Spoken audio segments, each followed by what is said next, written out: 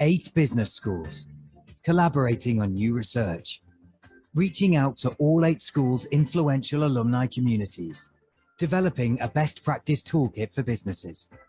Visit our website to find out more and see details of our new webinar series, Business Schools for Climate Leadership to the Power of 8. So thanks for joining us. Let me just start off by saying, I think the obvious thing, which is we have all become very concerned with climate change, whether it's about the planet still being around, or whether it's about impacts on individuals, impacts on firms, and impacts on households. So, but actually the relationship between climate and the economy has been discussed for many centuries. And as far as I can tell, it goes back to the 14th century, Muqaddimah of Ibn Khaldun, and also in the, Montesquieu's Spirits of Laws, etc., etc. But the first really micro level study was done by Huntington. It's a really fascinating piece of work. It's called Civilization and Climate. And let me show you what it tries to do. It tries to actually link economic activity or human activity to deviations of temperatures above what we are used to, but also below what we used to. So when we talk about climate change, I think most of us would think about rising temperatures. While it's true that temperatures are obviously rising over time, along that path, we'll have high volatility of both temperature and precipitation. So in other words, we'll have few years which are colder than usual. We also have years which are warmer than usual. So what Huntington does is he goes into the bottom 3 lines. He goes into cigar makers in Tampa, 2 different years, and he looks at productivity of the factories. And what you sort of can tell is at the 0 degree line, this is what the workers are used to. Their productivity is sort of optimal. If the temperatures go above what they're used to or below what they're used to, the productivity and activity falls. And what that basically means is that they produce less output. There's less revenue for the firms. Profit of firms are affected. Workers might be affected by firms laying off workers, etc., etc. So there is a massive impact on economic activity if you sort of aggregate it. And that really led to me and colleagues at the IMF, USC, and a number of other institutions to look at the economic impacts of climate change. And what actually the highlight of my career was Fox News covering our work. And, it's not usually you don't say that, but this was not only that Fox sort of reported that climate change is bad, or at least reported on climate change, but he said it was bad and it was bad for the United States. So let me just give you a very high level of what we find, and I think goes to motivate the rest of the webinar, is in the sense that climate change is not just an issue for poor and hot countries. Climate change affects rich and cold countries pretty much as it does to poor and hot countries. And climate change is not just an issue for the agricultural sector. What we show is that climate change impacts all sorts of sectors, going from retail to wholesale, going to mining, construction, etc., transportation, etc. So climate change, the impact of climate change is widespread across the whole globe, but across all sectors. And that really tells us that we, in terms of what we need to do to address issues related to climate change, we need to take a much more holistic view. And the other issue, I suppose, important thing that comes out of our work is that climate change actually impacts productivity growth. It's not just that it's a one-off change in economic activity. It keeps damaging economic growth. And if you compound this over many, many decades, this becomes a very, very large number. So just to show you what we sort of get is you get a map of the world. And in this map, everything is red. The darker the red, the more it affects your economy. Climate change affects your economy. And this is under no mitigation scenario. So doing nothing about climate change is clearly not, it's not up for discussion. We certainly need to do something about issues related to climate change, mitigation and adaptation. Let me go to the second point I like to make is that so climate change is going to reduce productivity growth. But the problem is, in advanced economies at least, what we call the productivity puzzle, is that we have already seen productivity growth reducing across advanced economies. So this is showing you UK, Europe, excluding UK, and the United States. And what you see is that it's sort of the growth rates are falling. In other words, living standards are improving, but at a slower rate.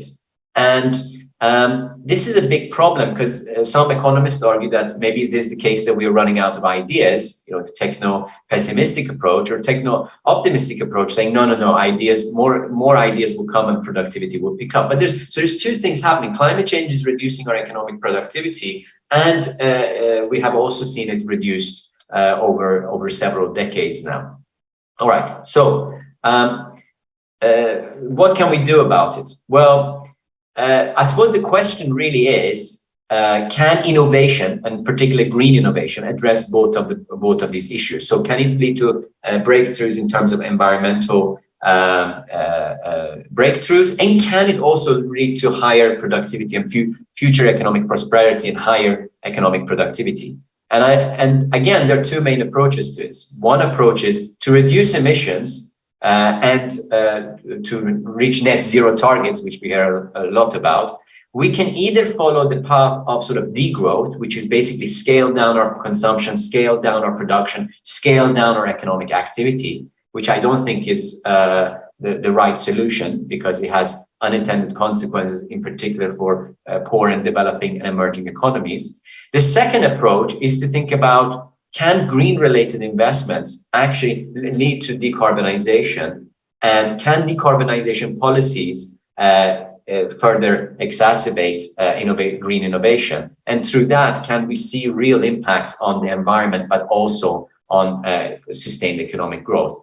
And I'm going to show you a few slides now to basically argue that the only way to do this, there are many ways, but one way, and I think the main way to do this, I mean, private sector is clearly key here, but private sector, there needs to be incentives, and there needs to be clear regulations, and we need governments basically to actively encourage R&D in this area, and governments need to actually actively invest in this area. So, and that's the only way that I see that we can drive both economic growth and reduce carbon emissions. So let me give you one example and then show you the results of that.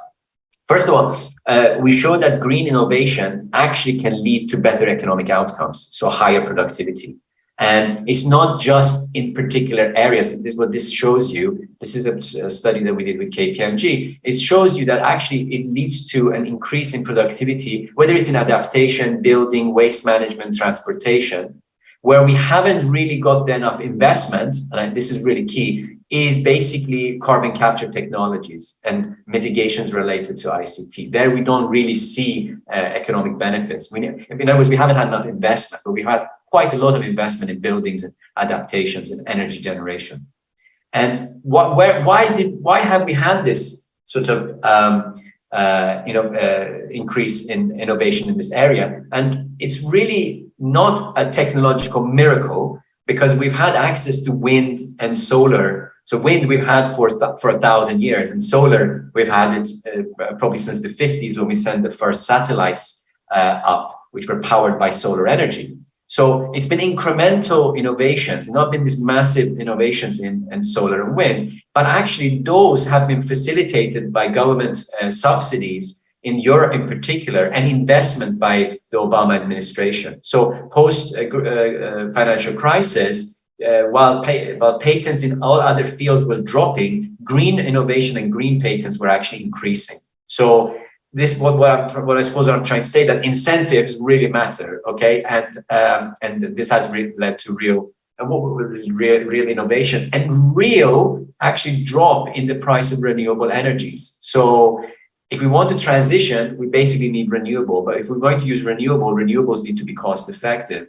And what we've seen over the last decade is that renewables, solar and wind in particular, has become very much competitive with fossil fuel energies. Okay. And I suppose the final point I like to make is that the reason this sort of wind and solar have become competitive is really down to technological innovation. The bulk of it is technological innovation and learning by doing. And again, that was facilitated by government subsidies and in Europe, and incentives and investment in the United States. So just to sum up, the costs associated with climate change at the macro level are substantial, at the sectoral level are substantial. And in order to reduce emissions, but also maintain economic growth, we really need to start investing in green innovation. And we need to facilitate the private sector's investment in green innovation. And governments play a huge role in this.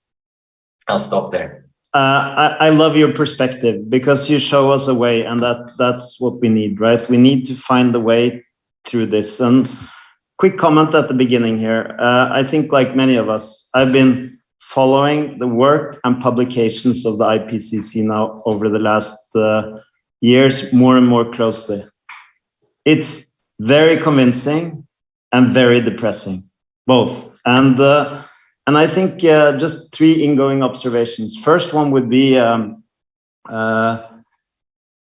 can we make changes before we have to? We know that we will make changes, but the real question is, can we proactively make the changes needed on climate? Second observation is, we are moving, and you showed some of that, Kamir. We're moving, but we're moving way too slowly without the power that's needed. Third observation would be, business will have to be a large part of the solution, but not in isolation. Business needs carrots and sticks. Without it, it won't really move. It will move at its own pace, which is really what we see today. So we will get to solutions and we will see transformations, but the real change that's needed now is clear carrots and stick, and that's something that has to come through government action as well. Business will transform, and I just want to share a simple picture of the transformation of business. I think many of us have spent a lot of time thinking about the left-hand side here. You know, the need for change, the strategies that are needed, the drivers and the business models, even the business case, how we make the strategic transformation. I think a lot of attention should now go into the right-hand side, which is the leadership aspect of climate change. How do we lead? How do we show courage? How do we drive changes in systems?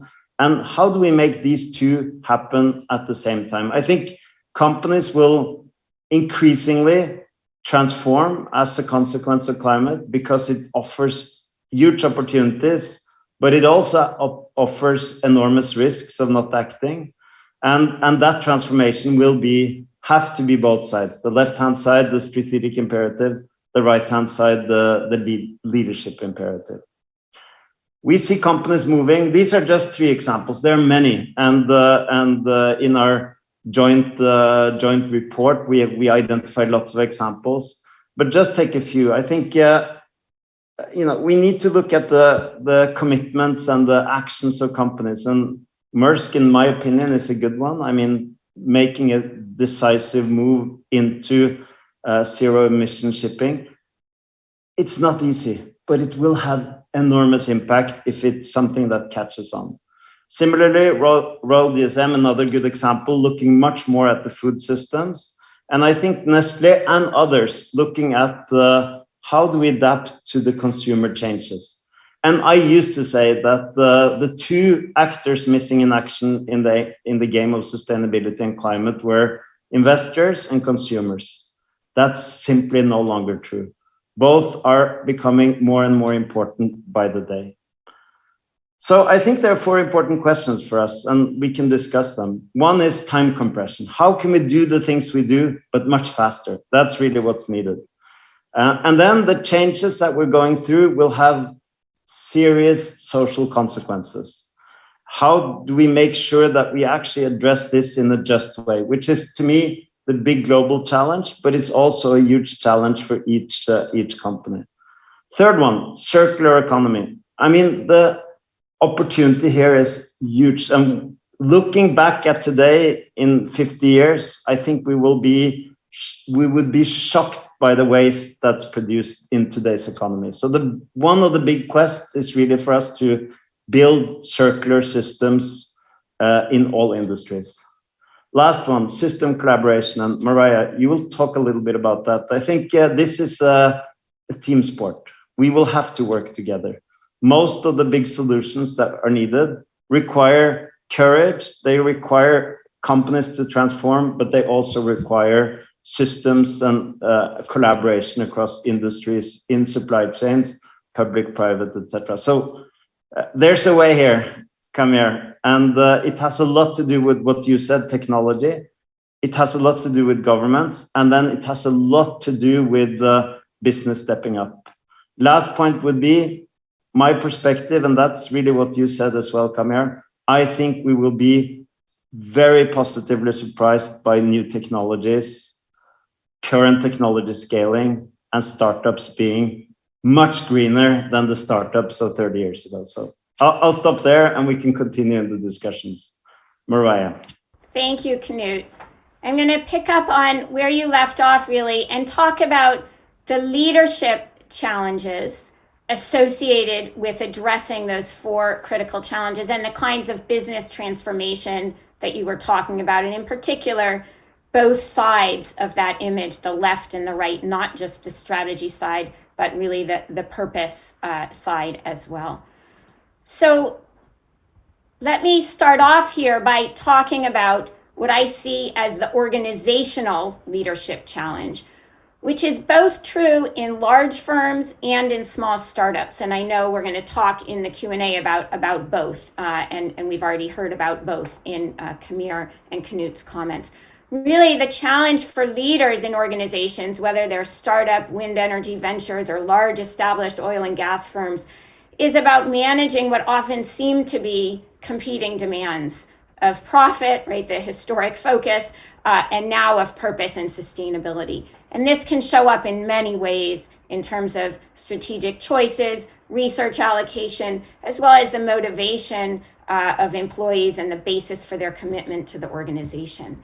And I'm a scholar of leadership and organizations and have studied this both in the context of sustainability and climate action, but also in the context of many other social issues that firms and businesses are increasingly trying to address. And what I want to highlight is that in addressing the organizational leadership challenge of sustainability, of business transformation towards sustainable futures, we can think about 3 critical practices that leaders and organizations can start to adopt.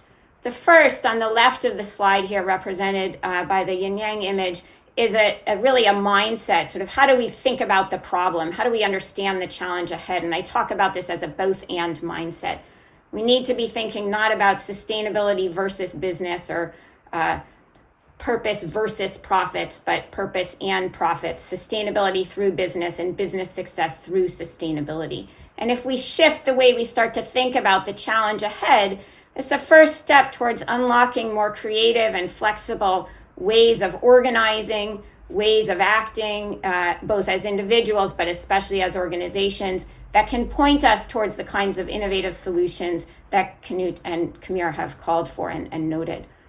The second piece, complementing the mindset piece, is what I call guardrails, and this is really a structural piece. Some of this may be government incentives, right? We have very strong guardrails in firms around profit and financial success. We have much weaker guardrails, incentives, structures, goals, metrics, means of holding firms and ourselves accountable, much weaker guardrails around sustainability, and we really need to strengthen them. And we capture that here with the thickening arrows. We see signs of this, but we need much more. And this has got to come not just from government, from outside firms, but really also from within. And then the third piece is the ability to experiment and adapt, to make dynamic decisions, because we don't have all the solutions now, right? And especially as we think about the transformation required in large established firms, we need to cultivate and celebrate the ability to experiment, to learn, to fail, to revisit, and to adapt, because the kinds of solutions that we need aren't all known now. And that's especially hard to cultivate that kind of approach to decision making and to action in large established firms, but absolutely critical. So these are 3 complementary things to think about as we approach the internal leadership challenge of sustainability through business and business success through sustainability. But complementing this is really a set of external challenges or systems challenges and approaches towards addressing those. And this picks up on Knut's 4th critical area of systems leadership and systems transformation. And the challenge here, as we've already heard a little bit about in the first two sets of comments, is to collaborate with quite diverse stakeholders. And I've pictured here on the slide a wide array of organizations across sectors engaged in climate finance activities. And some of these are radical activists like Extinction Rebellion, and others are collections of investors and funds. And still others are NGOs, quasi-government entities, etc. And all have a role to play. Some are highlighting the problem. Some are operationalizing new ways of addressing the problem through networks of investors. And some are orchestrating, connecting, weaving, and building bridges across sectors, across players and organizations with often seemingly widely varying stances, interests, power bases, and resources. And we need this whole collection of different kinds of approaches and different sectors to solve the problem ahead. But as we know from a long line of research and organization studies, that kind of collaboration is exceedingly difficult because we're coming with different value systems, often different sets of practices and ways of solving problems, and we now need to be in dialogue. And that's the systems leadership challenges that firms face, that startups face, as central players in this systemic problem and an approach to a systemic solution. And I want to close by highlighting some of the ways we can think about starting to foster what I call catalytic collaborations that really take us forward, right? Because we need expansive, accelerating action, and we need it now. The first is we need a shared narrative, right? We need a shared way of seeing the problem. We've got many different ways of talking about the climate crisis, many different terms and concepts that we use, and we need something that brings people together and that's motivating, that will motivate individuals to shift behaviors, that will motivate firms as well. The second is we need to create trust. We need to create trust between activists and firms and business, between those in the global north and those in the global south, resource-rich and resource-poor environments, et cetera. And then we need the accountability piece, and I think this is where we come full circle to Kamir's opening comments. We need the incentives, but we really need the accountability, and a lot of that can come from governments, but it's not limited to governments. So 3 strategies to think about as we move forward in leading the challenge, not just within firms, but across the entire system of organizations, firms, governments, NGOs, and the individual citizens towards climate leadership. I'll stop there. We're going to open it up now to your questions. I'm seeing a few have already come in the chat. And I'd like to start with a question back to Kamir and Knut about where you are seeing successful collaborations between business and government, in particular in light of the possibility that we risk potentially some co-optation or capture, right? So we want collaboration, but in a way that serves all of our interests, not just those of the most influential firms engaged. Any thoughts on that from the two of you? Kamir, do you want to go first? Should I jump in? So Knut will like this. And as a Swede, I should not admit it, but Norway is a great example. And it's not just business and government, but it's also business, government, and household. And why is it a great example? Well, because if you look at Norway, most new cars sold are electric. In fact, I think probably has the highest penetration of EVs. And there is nothing optimal about having EVs in Norway, very long distances between homes and businesses and places in general. So the question is, how did Norway really do this, and what can the rest of us do it too? And part of that was basically taxing cars that are with combustible engine or conventional cars, and rewarding those holding electric vehicles, but also incentivizing firms and households by putting out charging points pretty much everywhere. So I think Norway is a great example, and it's an extreme. Obviously, as you said, there's a difference between emerging and poor and advanced economies. But in advanced economies, where if you look at it, top 50% of pollution in emissions in the world is from the top 10%, top 10 percentile in terms of richest economies, which basically means that the bottom 50% are emitting less. 90%. 90% of the emissions are top 10%, which means that poor economies don't have the facilities to do that. But in advanced economies, certainly we can do, and Norway is a great example. Yeah. And thank you, Kamir. And I always ask my friends whether they think my Norwegian friends are more sustainability oriented than my Swiss friends. And of course, they're not, even though my Norwegian friends all have electric cars. It's a question of incentives. It's not a question of sustainability mindset. And that's what we have to build in, in different industries, in different regions as well. I just want to make 2 points. We need to mobilize startups here. So we need to get new startup companies up and going. And I think that's the big job to be done. If I look at sort of European Green Deal, it should be about bringing up and scaling new technologies. That's one point. Second is, and I think I see a question here on this emerging economies, emerging markets. The best sustainability stories in the world are in emerging markets.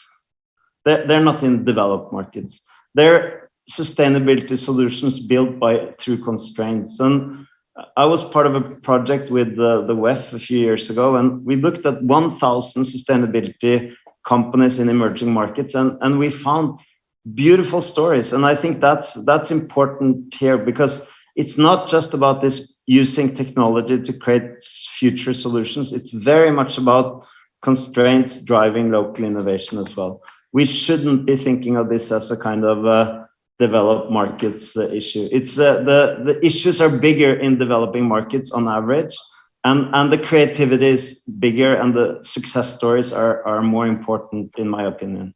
You talked about the importance of startups and new ventures, and there's a question on this that builds on from Bob who asks about, what advice might you have for startups and innovators working in this space?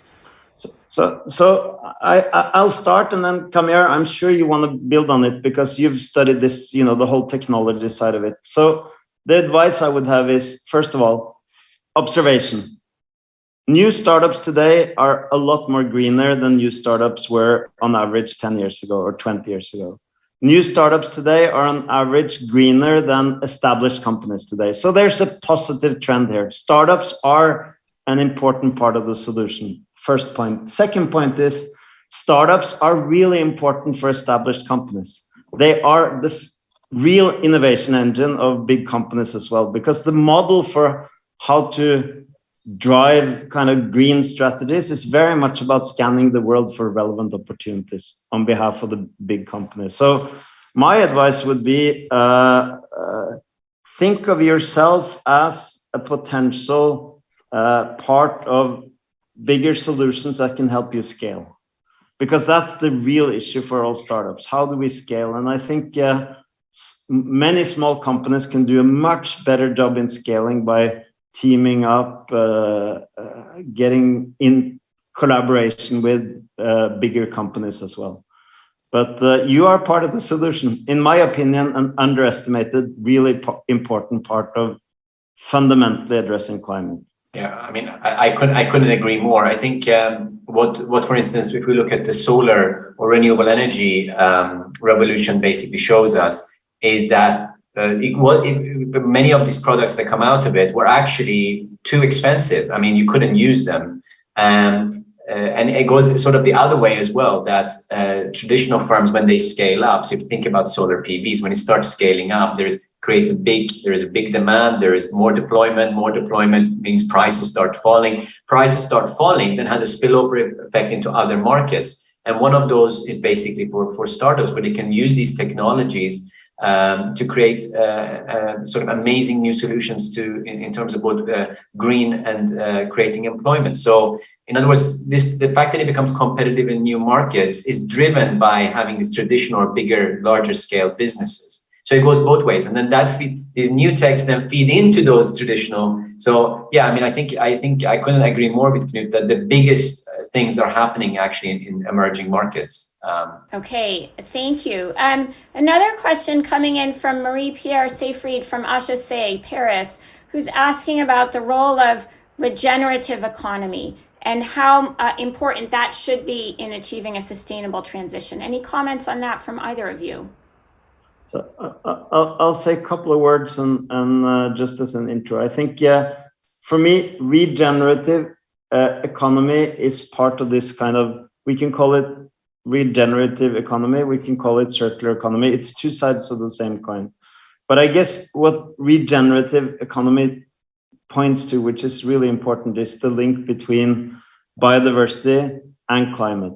So we can't address climate change in isolation. It is really a biodiversity / climate change challenge. The root cause of the one is actually the solution to the other. So we need to address them together. That's on the global level. For firms, it's the same thing. Some companies get at this through the lens of regenerative, and I mentioned DSM.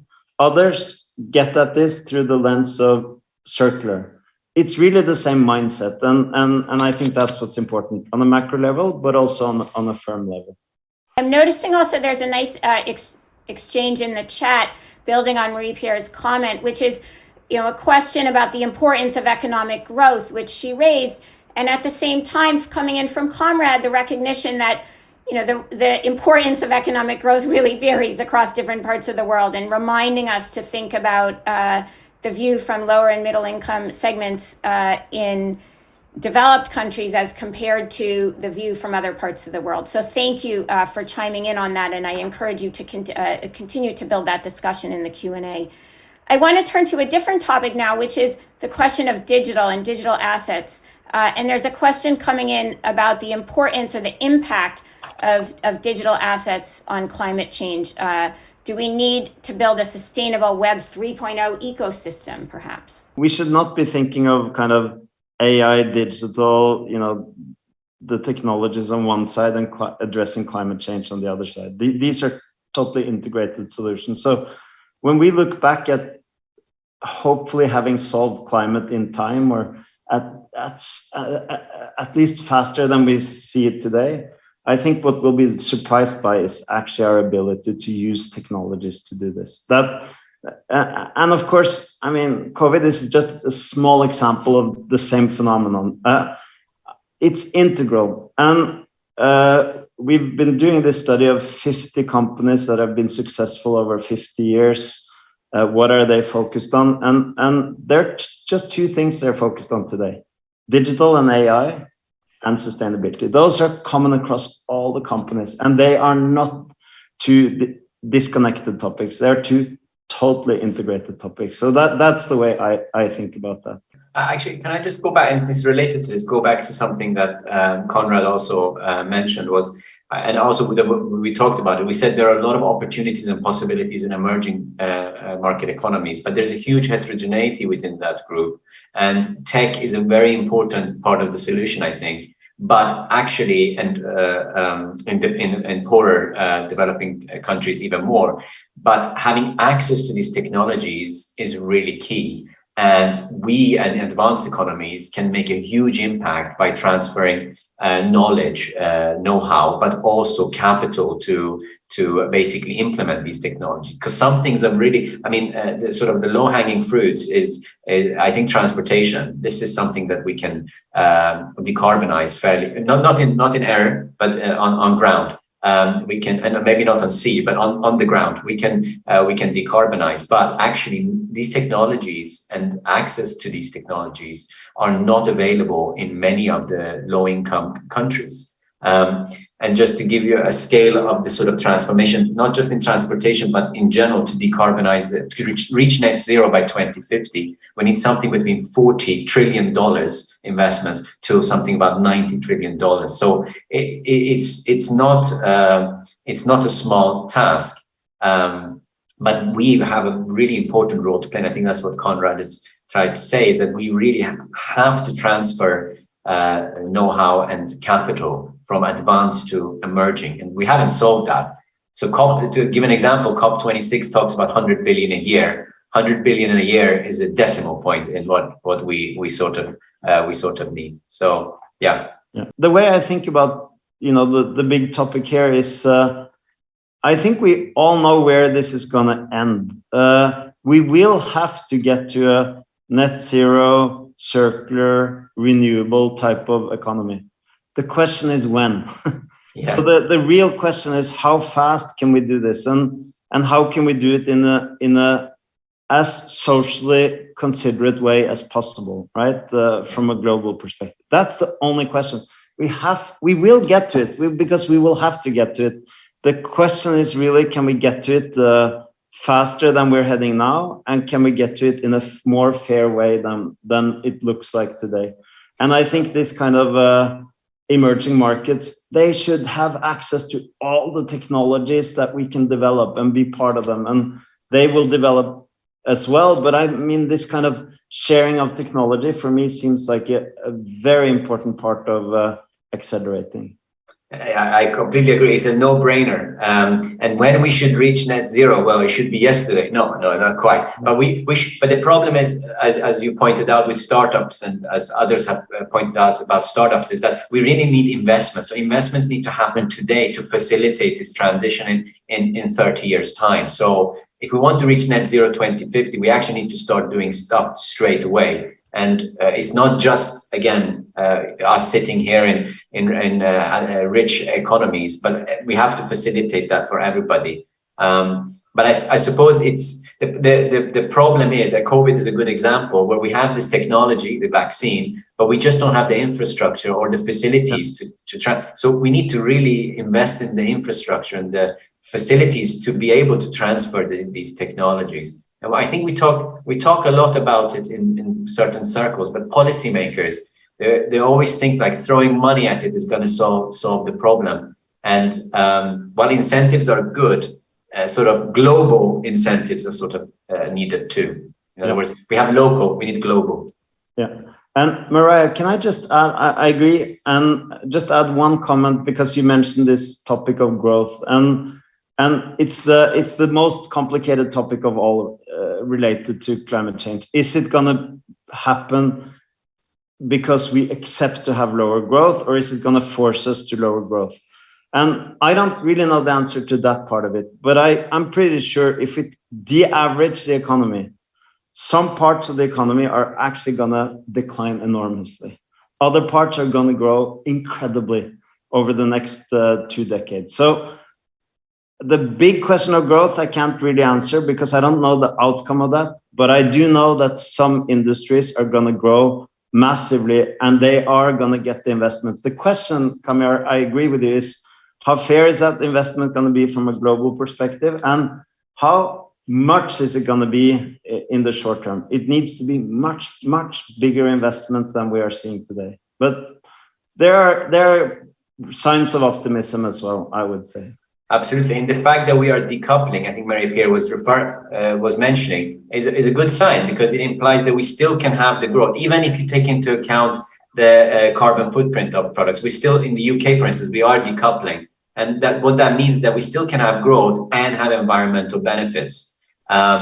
But you're right, there will be massive opportunities for certain firms, and certain industries will not be around anymore. We will have stranded assets. You've highlighted, I think, one of the key challenges, which is the unevenness of this, right? There will be winners and losers. It's not evenly distributed, and really important issues to pay attention to. It's not just across industries. We have to think about across regions, different countries of the world, and so on. And there aren't any easy answers, as you've said, but the questions need to be asked, and the conversation needs to continue. I want to shift us to one topic that we touched on a little bit, but not explicitly, which is the role of individuals, right? And what can we do as individuals to motivate, to push for the kinds of changes in policy that you've talked about, the kinds of business transformations that you've talked about, and through our own individual behavior? What role can we play? Should we be playing? I mean, we are already playing, right? And I'm with Knut. I'm very optimistic, because actually, my kids come to me and talk to me about carbon footprints of various products. When I was their age, I had no idea what carbon footprint meant, So, and they are driving. I think they are really in the driving seat of this. And these guys are going to be the new people. They're going the generation that will come and vote for politicians. So in a way, they're already driving and creating this transformation, I think. And they're also doing it so in terms of consumers are also investors, and investors are going into shareholder meetings, AGMs, and pushing companies and pushing the boards to think about their strategy. And then I think the final bit is individuals are consumers. And if the generation that is, the current generation, the young generation that is coming up, and they're going to want to buy goods and services, they're going to go for this sort of clean and green goods and services. So I think that's key. And from firms' point of view, recruitment and retention is going to be very difficult. If you're a firm which is not sort of high on the environment agenda, I think you find it difficult to retain and to recruit talent. So I think you are spot on. Individual action, even though it's very small, but if you aggregate it, it's quite massive. I'll just make one observation on leadership. I think the days are over when leaders can say that they're doing some big good things and then they allow themselves to do some small bad things. Yeah. I think that's not okay anymore. We have to actually start with what we do as individuals. And I can just see that, for example, with our MBA students, when we did this huge COP simulation, etc. They're interested in the practical things. What kind of cars are there in faculty garage? Do they have air conditions on at the COP meetings, etc.? I think we're at a time when we can't point to others. We actually have to point to ourselves. That's where it starts. And once we do that, we will actually drive the right kind of actions as well. So, Mariah, I think the question is really important. It starts with us, this one. Thank you, Knut, and thank you, Kamir, as well. Really, I think a wonderful place to end our conversation, which is it does start with us. We're stepping up. We especially see the next generation stepping up, and we need to continue. We need to continue to push that in our own behavior and in what we're demanding of the places where we work, the governments in which we participate, the societies and communities in which we participate. So thank you both for an engaging and enlightening discussion. Thanks everyone who attended and for your Q&A and engagement in the chat.